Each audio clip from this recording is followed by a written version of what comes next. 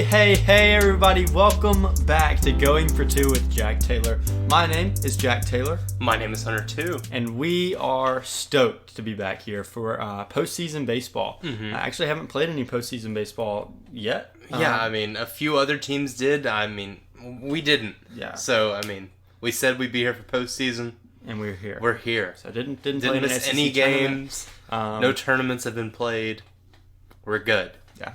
So starting off with a little bit of Friday morning motivation. I know everybody's been missing that. And so this quote is actually going to come from Teddy Roosevelt. Your good friend. Our good friend at Teddy Roosevelt. That's his Twitter handle. Or it would have been had he ever had the pleasure of having a Twitter. Believe you can, and you're halfway there.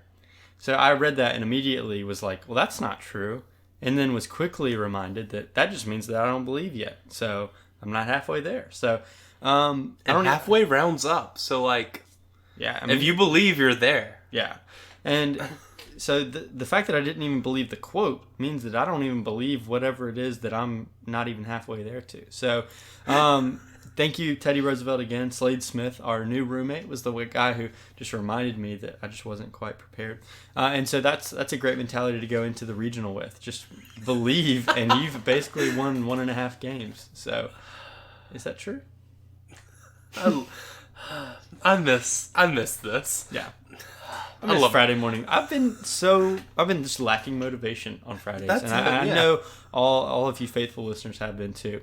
But looking ahead into this episode, what do we have in store? Yeah, we're going to recap the around 4 series that we played. We didn't play in Hoover. Mississippi State wasn't there. So, there's kind of weird for the number 3 team in the conference to not get invited. But you know what? Yeah, then we're going to go a little bit like Twitter and talk just a little bit about tournament seeding. Yeah, just going down, kind of looking at some of the regionals that catch our eye and just saying who we think is going to win some of them. And then we're going to talk about our regional. Yeah. The most important regional. Yeah, the only one that we're really worried about right now. So, and then it's our favorite thing in the whole world. Yeah, one thing remains constant. It's Instagram questions. Yeah, and we are very excited about that. We got some really good ones that we're so thankful for, and we'll get into those at the end. Okay. So, last time that we talked, we were like, please let us sweep Texas A&M. Yeah. And you know what? You know what the Diamond Dogs went out and did? Swept A&M. They swept A&M. Every single game was in control from start to finish. I don't think we struggled in any of them. Mm-hmm. I'm just kidding. Going into the 7th inning in the game 1, down 7-2, and then just took some Diamond Dogs, some Cardiac Dogs heroics. Just got to sell more shirts for Barstool. Yeah, but got that done, swept that series. And that was coming off of a series loss to Vanderbilt where we played well, but just weren't able to get it done. So swept A&M, went to Columbia, and... we said... got to get 2 out of 3. Yeah. The Dogs went out and did that. Mm-hmm. They did exactly what we needed.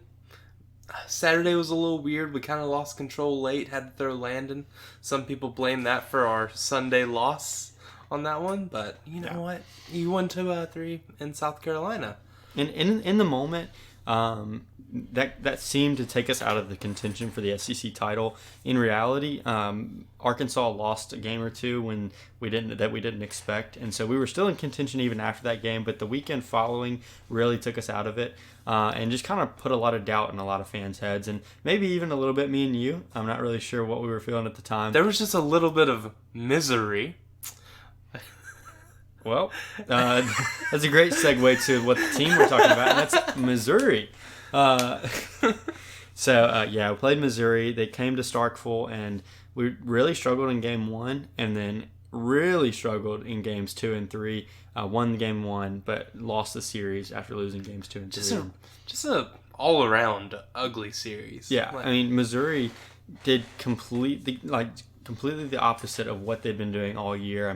Whatever pitching matchup we put in there to kind of the advantage. They were just barreling everyone. Yeah, it didn't matter. It was Christian McLeod, Will Bednar, Stone Simmons, Houston Harding. Hootie had a bad start against them. They hit everybody. And so they played their best baseball of the year. We played our worst baseball of the year. And coming off of that, I was like, are we even going to win the Bama series? Are we going to finish second in the SEC or 8th in the SEC. I mean, it could have gone either way, and we were able to go into Tuscaloosa, take care of business, and really finish the season on a strong note, getting a sweep when you really, really needed one. Yeah, played the best baseball that this team has played. Yeah, and for that to close out your season, pretty good. I mean, those 9:30 a.m. games in Hoover that we may or may not have played don't matter. Yeah. So let's just look back to the Alabama series where the Dogs in all phases of the game played great. Yeah, I think if I remember correctly, McLeod got went 7 innings. I think Bednar went maybe 6 or 7. I mean, 2 incredible starting pitching performances. I got to see Landon twice in that series. It really was a complete, just dominating. And after sweep. the game, we got a little tidbit on what's going to happen with Landon in the postseason. They were asking about usage of Landon, and Lamonis was like, "Yeah, this is his first time being a reliever being out of the pen in his whole career. Like the preparation, everything's just a whole lot different. This whole season has basically been like grooming him into that mold, and I mean, for last game of the season, a game that you really don't need him to go in there and pitch to close it out, to show him twice in a series, it has me feeling good for postseason baseball. Yeah. We should be seeing him. I mean, not any crazy pitch counts or anything like that. Yeah. I mean, he's not going to go 5 and 6 innings 2 times in a weekend or anything. That's stupid. so crazy. But that's unfair. And I'm not saying that that's a bad thing to do. I mean, if your guy can do it, please take advantage of it. You have the SEC Pitcher of the Year, you might as well use him. But Landon Sims is just not like that because that's not what he's used to. And he's... They're a whole lot different pitchers. Landon Sims is a closer. Landon's also going out there throwing 97. Yeah. Almost every pitch. And then Cops is out there throwing 91, 92. Yeah. I mean, it's just completely different people. Yeah, and different mentalities too, I think. So, very great pitcher. Both great pitchers. I think Cops really deserved. So SEC glad Pitcher of that the SEC has both of them this year. Because, with whole, Pitching Ninja kind of gaining popularity this year, I feel like a whole lot more people have seen college baseball. Yeah. Because of how absolutely disgusting Landon and Cops are. For sure. And I mean, do want to talk a little bit about the SEC tournament because we went and played Florida. We were the 3 seed in this tournament. We played 6 seed Florida. Got run ruled in that one, I think in 7 or 8 innings. I bet we didn't get run ruled in the next game. And then we played 2 seed. Was it 2 seed? Yeah, Tennessee? 2 seed Tennessee. And got run ruled there too. And so it was the first time ever that that a team had been run ruled twice in a tournament. And you know what? Tugs. Hey, making history. Again, setting records. Making history, yeah. So obviously it wasn't pretty. Doesn't make you feel good, especially going into postseason play. But especially going into the selection show. Yeah. Remember that time that we were going to be like the 13 seed and sky was falling down? Ole Miss was going to take our national seed spot? I mean, I understand sweating that a little bit, but I think we just proved that this year really did prove that the selection committee doesn't really weigh the SEC tournament heavy at all. I mean, I really appreciate them, taking an entire body of work over 2 games. Over 5% of your season? I mean, I know those 2 games. I mean, winning the SEC tournament would be fun, and I get it, but it just didn't fall our way. At least in the Power 5 conferences where you're going to get more than one bid. Yeah. It doesn't seem like the tournaments really matter. I mean, TCU went and won the tournament and barely moved up pennies. So yeah, it was really weird how the committee looked at that. And I'm glad that we had John Cohen in there, holding people hostage, saying, "Give us the 7 seed." You better make Ole Miss's regional the toughest one, which we'll talk about very, very soon. But I mean, it didn't look pretty from start to finish. We just looked really bad in the SEC tournament. But since then, Lamonis has talked about giving the guys a couple days off. While the SEC tournament was still going on until Sunday, the team had those days off, and we were able to just not go fishing, not play baseball, which may seem weird, but you know what? It's just taking some time away from maybe the social media, maybe just fans talking about it, and just the game in general. But if you'll remember, in 2019, we ended the SEC tournament getting run ruled by LSU, and you know what? That team did pretty well for themselves. Made it to Omaha, won a game, and you know what? I think we'll be fine. I really do. You've seen this story before? I have. Where does it end? In somewhere in Nebraska. Somewhere over there. Yeah, I don't know the exact mileage, but it's somewhere in Starkville. Way. I think we can. I think we can see the sign that points to Omaha somewhere. So yeah, I'm not worried in the slightest, especially after seeing our draw, which we will look at now. So in the Starkville Regional, we have 2 seed VCU, 3 seed the Campbell Camels, and then 4 seed a familiar foe, which is the Sanford Bulldogs. So playing Sanford tomorrow at 2, or I guess when y'all are listening to this, it'll be today at 2 o'clock. So I hope you listen before then. But what are your initial thoughts when you see this? We played Sanford earlier, but it was in a midweek, and I feel like Group of 5, well, not mid-major teams at least are at more of a disadvantage in the midweek games. Yeah, but like their bats didn't do anything against Hootie. Against our, at that time, just a midweek starter. That's all he did. That's all he was at that point. Maybe a bullpen guy every now and then. They weren't able to get anything across. And, obviously we weren't playing their so-called ace, but I just have to think that our offense is going to be better than Sanford's. Yeah, none of their starters have an under 5 ERA. And we are pitching Will Bednar, who is arguably our best starter. You know what the B stands for.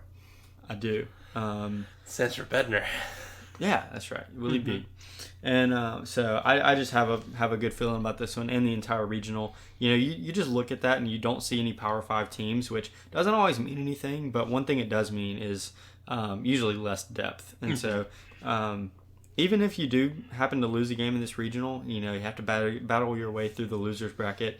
You even feel good about that because it gets to games 3, 4, and 5, and you feel so much better about your 3, 4, and 5s than anybody in this regional.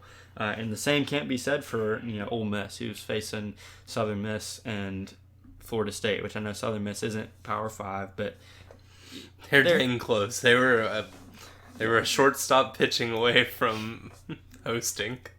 You hate to see that. You really do. I can't imagine Lane Forsythe coming in to close a conference championship game. Man, a game that if you win, you host. It doesn't matter if you win the next game. I just feel like I would risk hurting a player's shoulder for the rest of his life. They had to have a starter lined up for the next day. Yeah, I don't know. I don't know what. Southern Miss to the top, right? Yeah. Okay. So in the rest of ours, we have VCU. Then we have Campbell. One thing about this regional, you don't see very many premier like none of these teams are really big time 2 seeds, but they're all conference champions. They all hit well, and one thing about them, none of them particularly pitch well. Yeah. Yeah, and it also seems like all of these teams are about a good 3 seed. Yeah. So while it's not a super easy regional, yeah, it's weird because there's no easy win, completely you're easy gonna win. have to play well to beat all of them.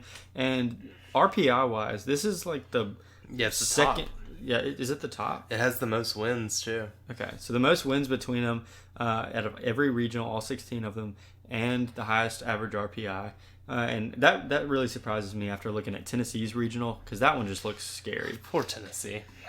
One of our notes right here under our seeding talk is if you want an easier regional, just win more games. Yeah. Unless you're Tennessee. Because as the 3 seed, they have. It's the toughest regional of all of them. I think when your 4 seed is Wright State, who has the best offense in America, that's pretty tough. And then you have the hottest team in baseball, it's Duke, and a team that I don't want to see in any sport ever. Why, have they hurt you before? Liberty has hurt me before. They just ripped my heart out when I guess Lamar Peters ripped my heart out, but dude, he would never be a ball hog. You're right. I think he sharing is caring. Yeah. But yeah, Liberty in every sport kind of scares me, so I just feel for those Tennessee fans right now. During most of the season, Liberty was one of the top mid-major teams in 11.7's polls. So. Yeah. And Duke hasn't lost a game in what feels like a month in the ACC, which no one really knows if they're good or not because they haven't played anyone else. Yeah, I mean, I'm just looking at some other regionals now, and Vanderbilt has a really favorable one. Indiana State is a 3 seed, kind of can scare you a little bit, but I mean, Georgia Tech is your 2, is not very strong. Yeah. And then, looking like we mentioned, Ole Miss, Arizona has a tough regional. UC Santa Barbara, Oklahoma State, and Grand Canyon. I mean, those are 3 names that I hear about in baseball every year. Yeah. And the same thing for the TCU regional. Yeah, McNeese, Dallas Baptist, and Oregon State. If I don't care what they've done all year, if Oregon State is anywhere close to my regional, I am fearing for my life. Just because I know what they can do in the postseason, even in a bad year. But looking it's more applicable to what we're looking at here is the Notre Dame regional. That's who we're paired up with. They are the 10 seed, and they're hosting in South Bend. Really, really good year for them, and I'm really surprised they didn't get a national seed just because they were so far ahead in the ACC. Yeah, I guess that's what not playing out of conference games does to you. Yeah, I thought that they would get in over Texas Tech. Texas Tech did kind of fall off a little bit at the end of the year, but they have UConn, Michigan, and Central Michigan in their regional. Dude, I'm sure that Central Michigan team isn't full of a bunch of guys who like to have fun. I mean, that's the same team we saw in 2019, and I mean, wearing Yoda masks in the dugout and sprinting to first after getting hit by pitches. They were in the left field lounge just clowning, eating food, and I bet everybody would just hate to see them in Starkville again, right? Yeah, I mean, that just sounds like a team that doesn't play the game right. Yeah. You gotta take it more seriously than that. You gotta have no fun. Yeah, I mean, Notre Dame is... I'm sure they're a good team. I don't look at them and say they have just a great, like an ace or just super great offense or anything, but they've gone through the ACC and finished on top. And I know they're a good team, but they just haven't been tested. All of this said, we don't have ACC network, so we haven't watched a single ACC game. They could be, We do listen to podcasts, though. Yeah. So, I mean, we basically watch the games. I mean, it just seems like they've had a very boring year. And Michigan, they were defending runner-ups. They lost to Vanderbilt in the national championship game. Don't think they're the same team at all. But there's just a few teams in there that could win it. I think all 4 of those teams have a good shot at winning that. Notre Dame's doesn't seem to be just too much better than the rest. Mm-hmm. And so that we face the winner of that regional if we win our regional. So that's just something to look at. And obviously Notre Dame's going to be the favorite, but I don't really see them as a clear favorite if that makes any sense. Yeah, I completely agree. Okay, and then back to our regional. We kind of had our little fun talking about that, but we have a little segment a little bit farther where we want to talk about a few of these regionals, and I don't want to get to them before we talk to them. Yeah. Okay, what does Mississippi State need to do to win this regional?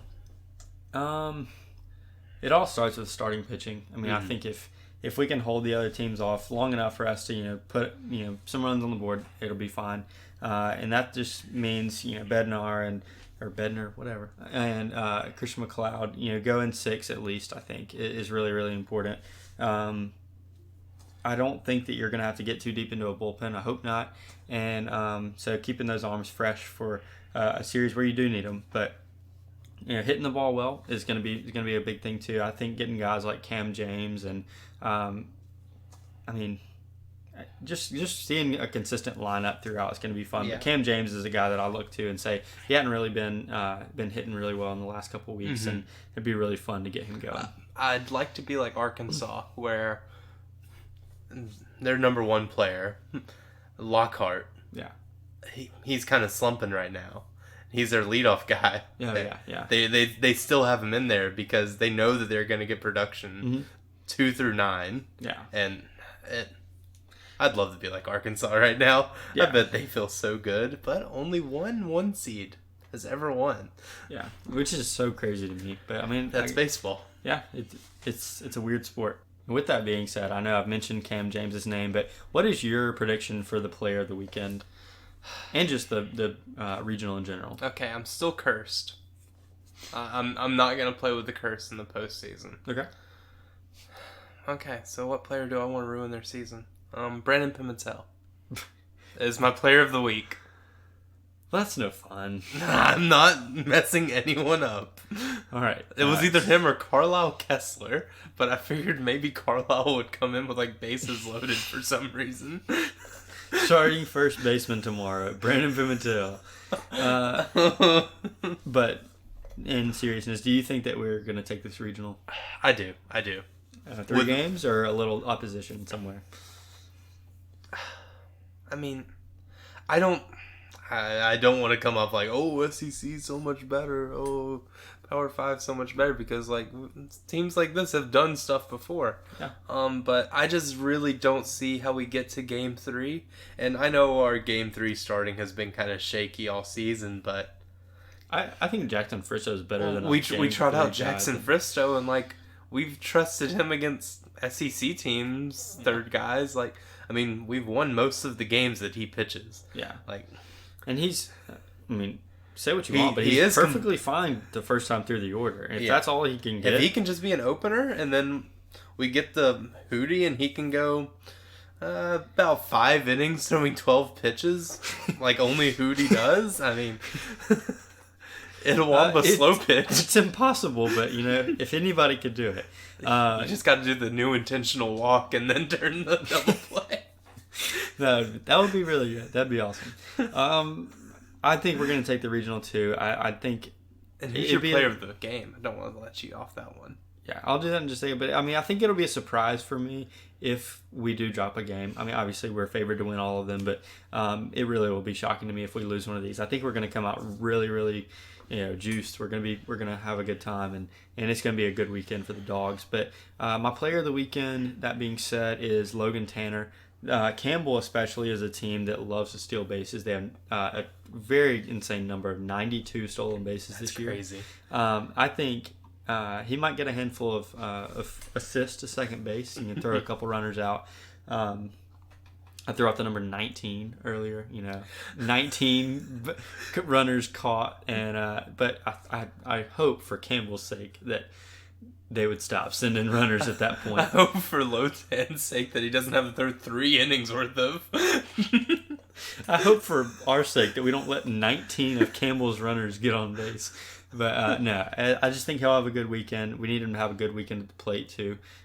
Just maybe he can hit a few bombs and he can blow a few kisses into the dugout. But I actually hope that doesn't happen. But I think it's going to be an awesome weekend. I think we're going to play really well and kind of flush the whole SEC tournament behind us. Yeah, what SEC tournament? We didn't put it on bid. It didn't cost us anything. So, all right. One question I do have is, what is one regional that you can look at out of these 16 and just say that's the one I really want to have on my TV? Okay, I think that you're going to go Ole Miss. Yeah, I think you are easily going to go the Oxford Regional. Mm-hmm. I don't want to do that. And I know another easy one is the Knoxville Regional. Also don't want to do that. But I'm looking at a game right here. In Eugene, Oregon. Central Connecticut. Yep, that's them. I'm looking at the LSU Tigers. Mm-hmm. The Last Ride. Pulmonary. Wild things are going to happen. And as you said, I hope that we do not see LSU later in the season. Yeah. I mean, it's going to be some dark magic happening if they get out of this and out of the Super. But yeah, that's my pick for the regional that I'm excited to watch. All right. There was 2 really easy picks in front of me, kind of layup picks. I mean, kind of downgrading what you're about to pick. But yeah, I understand. So obviously a pretty bad 4 seed there in Central Connecticut, but Oregon somehow has done enough to host. I don't watch West Coast baseball. We also don't have Pac-12 network. Yeah, and Gonzaga apparently was just on. They were one of the 20 schools that could host, and they were just barely inched out. And so they also, a pretty good team apparently. I just haven't watched any of their baseball. But it seems like a pretty good 2 seed. But LSU is the storyline there. Potentially making a run like Florida State made a few years ago to Omaha. With it's crazy what happens when you announce your retirement the night before selection. Yeah, Monday. I mean, maybe if we ever just struggling and maybe not going to make it into the tournament, Chris Lemonis can just announce an early retirement and then just pull a psych after that. But so I like that pick. I mean, I'm excited to see if LSU can make a run. They're on our side of the bracket, so if I see them in Omaha, I'm running for my life. But I think they'll get taken care of somewhere down the line. But I'm looking definitely at the Oxford Regional. I just think that some of these names I really expected in the Starkville Regional. They've got Southern Miss, Florida State, and Southeastern Missouri. Southeastern Missouri apparently has a really good pitcher that Ole Miss has taken their chances with and not pitching Doug Nikhazy on the first day. If they lose that first game, you get what's coming to you. It's always a risk when if they lose the first game and Southern Miss loses the first game. Doug versus Southern Miss. Yeah, Southern Miss has 2 aces, and so that would be a pitcher's duel. That would be really fun to watch. Like, whatever happens, Southern wins. It's gonna be.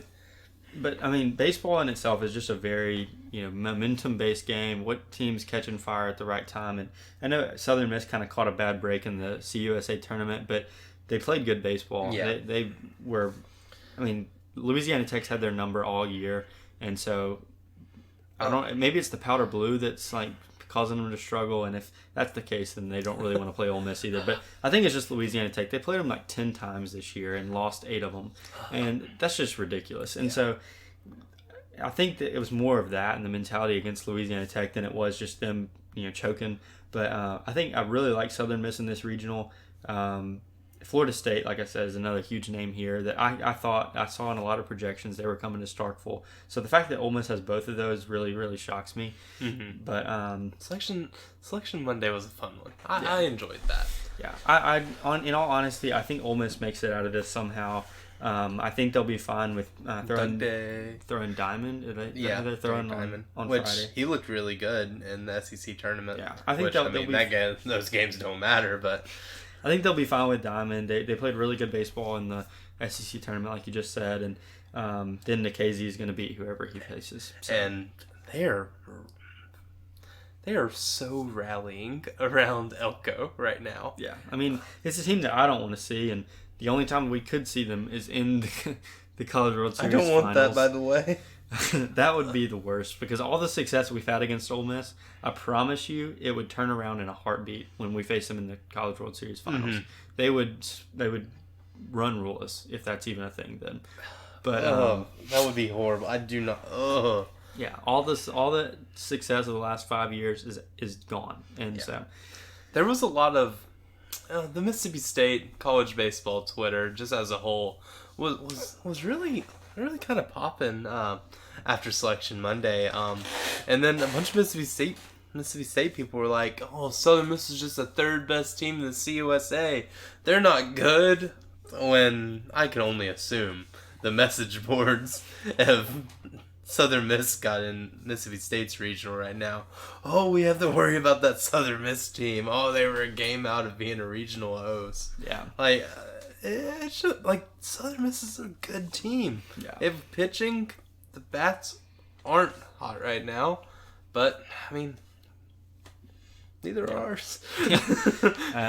It's just, it's baseball. I don't really know what to expect. But like I said, I think Ole Miss wins that regional. And who do you say wins the Eugene regional? I was saying LSU. LSU, okay. Gotcha. And I'll take Southern Miss out of the Oxford regional. All right. I think I'm going to say Gonzaga out of Eugene. So, oh, really? Shocking the world there. Couldn't get it done in basketball, but maybe they can get it done in baseball. So that's all that we have for regional predictions and regional talk. Obviously, we're going to be back next. Will we be back next week? I guess we will. We will. Yeah. I'll write it down right now. We will be back. All right. If Mississippi State's here, we'll be back. Yeah. If not, you'll just see a nice little post on our Instagram. Thanks for another good season. And sorry. We're closed. Gone fishing. I hope I don't have to look up "gone fishing" sign. But that's all that we have for the regional talk. Like I said, we'll recap our regional next week and preview a super regional. Just assuming that we get there. Probably a terrible assumption. But now we're going to get into... Dude, this team always wins games that they're supposed to. Okay, moving on. Not going to talk about the Missouri series again. Missouri series. But once again, if you ever have questions for us, even if we don't post a question prompt, you can always send them to us at GoingFor2 on Instagram. Thank you to those who sent us those today, and we're going to get into those right now. So what you got for me? Okay, from Ben Majors. What to watch out for in this cakewalk regional? Like, why VCU is on a 21-game win streak? Yeah. VCU is on that win streak from strict necessity. Yeah. They got swept, was it Holy Cross? And their season was kind of in jeopardy because you just can't take a sweep in that league. And then they just turned it around and haven't stopped since. Yeah, I mean, their coach called it the most boring win streak in America or something like that. I mean, it's just, it's not like the A's and Moneyball or anything. It's just, they have to win these games or they wouldn't be here right now. It's nothing magical about it, really. Yeah. Okay. But I do think that VCU can be a very good team. Definitely don't think this is as cakewalk as it might seem on paper. But yeah.